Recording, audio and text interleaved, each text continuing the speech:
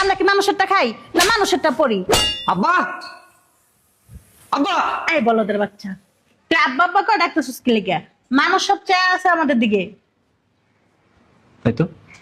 দারোয়ান, দারোয়ান, আব্বারে বের করো না, দারোয়ানের চাকরিটা আব্বারে দিয়ে দাও।